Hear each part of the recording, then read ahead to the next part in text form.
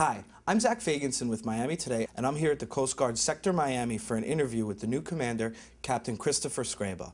Mr. Scraba joined the Coast Guard here in Miami in the midst of the Deepwater Horizon oil spill, and in his first weekend had to deal with 33 cases. Since then, he's been focused on keeping 182 nautical miles of South Florida's shoreline safe, and he's also focused long-term on working with the Bahamian government to ensure Miami is safe, with Bahamas only a short ride away. What keeps me up at night in my short-term areas that I look at. The first thing, let's go back to Deepwater Horizon. Deepwater Horizon was an event that we know occurred mostly in the Gulf of Mexico. However, Admiral Baumgartner and the state of Florida worked very closely together to ensure that we were ready and we were prepared for this. So we created the Florida Peninsula Command Center on the 11th of June. We still have that opened up right now. However, as it went on, the loop current, which would have been the mechanism to transport any oil that was on the surface to the Straits of Florida and up here, continued to move away from the actual oil that was on the surface. What we had in place were trigger plans. If the oil got this close, it would trigger a reaction to us to be able to maybe lay boom out or to have additional aircraft search the area. As I came into my job, the opportunity for the loop current to have oil come up this way became significantly diminished. So when I went around to the counties that I deal with, 9 different counties, to their emergency operations centers, what I focused them on is, let's not take our eye off the ball, ladies and gentlemen. We might have a potential for some oil, but it's very low to remote chance. We need to get back in the ball game and focus on the primary threat that we have in the summer months in the state, in the southeast Florida, and that's hurricane, tropical cyclones. We need to re-engage and prepare our emergency ops centers at the county and state level to prepare for, hope for the best and prepare for the worst in regards to a tropical cyclone. We had a couple weeks ago Tropical Storm Bonnie. Tropical Storm Bonnie gave us all an opportunity to take the dust off of all of our hurricane plans and to react and work closely together. What I have are severe weather advisory team phone conferences, and that consists of 44 stakeholders at the federal, state, and local level. An example, the Port of Miami.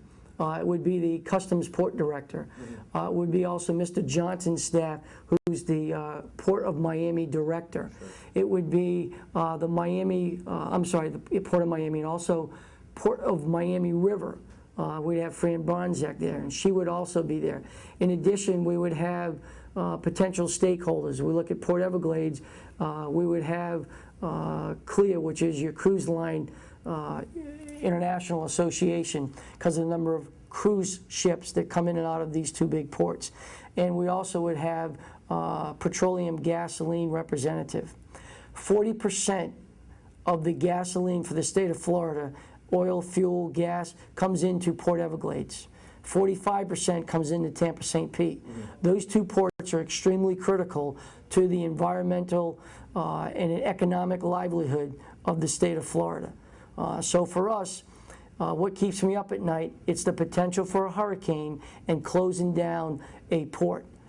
My job as the captain of the port is to try to open up this port and get the maritime transportation system back up and running as soon as possible. Yesterday I had a meeting with several partners, NOAA, National Oceanographic Atmospheric Association, and ACOE, the Army Corps of Engineers. Those 2 federal agencies will greatly facilitate my ability as the captain of the port to make a determination of how deep I can send vessels back in. I had the opportunity to be there in Katrina in the very first couple of weeks. So I know firsthand, to get the port open, you need to have a survey done, an underwater survey done by NOAA with their side scan sonar to see if there's any obstructions underwater. Because the last thing we would want is a cruise ship or an oil tanker or an oil barge coming in thinking that there's 20 feet of draft underneath it and there's a barge obstructing the center of the channel, and I have a major oil catastrophe on top of me. So once the channels are cleared from NOAA and the Army Corps of Engineers, and they're also working closely with the Pilots Association, Port Everglades pilots or Biscayne Bay pilots, to give you some example.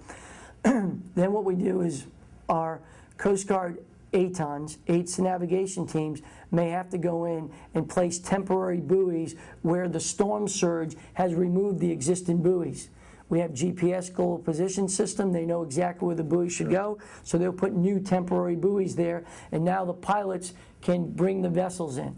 At this point, I might have 5, 10, 15 vessels in the queue. In the queue, they're waiting to come in, and they can't come in until the port's been reopened. Sure. So then I got to determine what's the most important commodity. The most important commodity of coming back in, more probably than not, is going to be jet fuel, gasoline, and diesel fuel. Diesel fuel runs all the pumps for all of the canals out there to ensure that this area, because we have very low sea level, doesn't get overrun. So I got to make sure I have diesel at all those pump stations. The Port Everglades has the jet fuel for for Miami, Fort Lauderdale, West Palm Beach, and they truck it to Fort Myers. That's where all the jet fuel comes, through Port Everglades. Very critical port, and a port that we need to open up to ensure that gas, diesel, and jet fuel is put back into the economic infrastructure after we have a significant event such as a hurricane. So that's really what keeps me up at night, is ensuring that my staff can react in a professional, efficient, and safe manner to a natural disaster such as a hurricane.